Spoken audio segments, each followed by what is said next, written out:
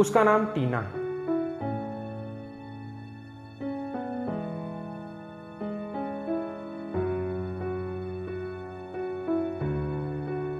एक 17 साल की बच्ची जिसके चेहरे पे हमेशा एक लंबी सी स्माइल रहती है, पर उस प्यारी सी बच्ची को एक बीमारी है जिसका नाम है सेरेब्रल पॉल्सी। इस बीमारी ने उसकी मसल्स को इतना रिजिड बना दिया है कि वो ढंग से चल फिर नहीं सकती। और तो और मैं आपको ये बता दूं कि इस बीमारी का ट्रीटमेंट तो है, पर इसका कोई परमानेंट क्योर नहीं है। उसे बोलने में काफ़ी तकलीफ होती है, पर उसकी स्माइल ने उसे एक महान बच्चे के रूप में दर्शाया। वो ज़्यादातर स्कूल के भीड़ भाड़ वाले इलाके में अपने वॉकर का इस्तेमाल करती थी।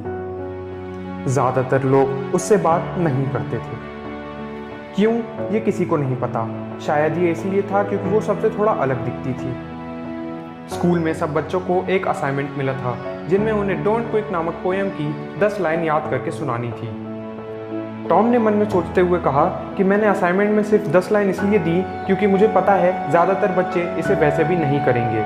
क्योंकि जब मैं स्कूल में था और मेरे टीचर ने मुझे ये असाइनमेंट दिया था तब मेरे खुद के होश उड़े हुए थे, तो मैं आज के बच्चों से क्या ही उम्मीद रखूं। जब टॉम ने टीना को क्लास में देखा तब उसने नोटिस किया कि आज टीना के चेहरे पे वो बिग स्माइल कहीं नजर नहीं आ रही। वो टेंशन में थी। ये बात टॉम समझ गए।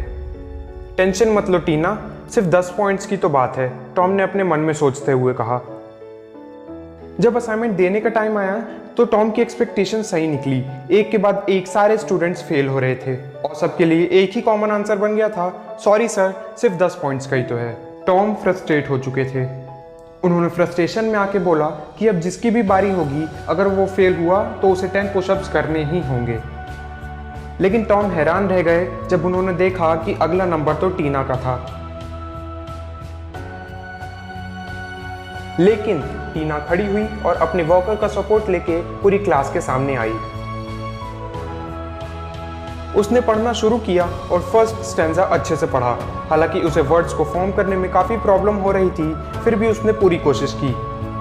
बोलते बोलते स्टैंजा के लास्ट में उससे एक गलती हो गई और उसने बिना कुछ सोचे समझे अपना वॉकर साइड में फेंक दिया और फ्लोर में जा गिरी। इससे पहले कि टॉम कुछ बोल पाते, उसने पुशअप्स लगाने स्टार्ट कर दिए और 10 पुशअप्स खत्म किए। उसके बाद घिसट के अपने वॉकर तक पहुंची और वापस खड़ी हो गई। उसने फिर से लाइंस बोलना शुरू की और बाकी के 2 स्टैंजास भी पूरे किए। उसने तीनों स्टैंजास पढ़े थे और ऐसा करने वाली टीना क्लास में अकेली लड़की थी जिसने ये असाइनमेंट पूरा किया। बाद में एक क्लासमेट ने टीना से बात करते हुए पूछा कि तुम्हें ऐसा करने की क्या ज़रूरत थी, सिर्फ 10 पॉइंट्स की तो बात है। फिर टीना ने बड़ी कोशिश के बाद ये रिप्लाई दिया कि मैं भी तुम लोगों की तरह नॉर्मल लगना चाहती हूँ। और पूरी क्लास में सन्नाटा छा गया।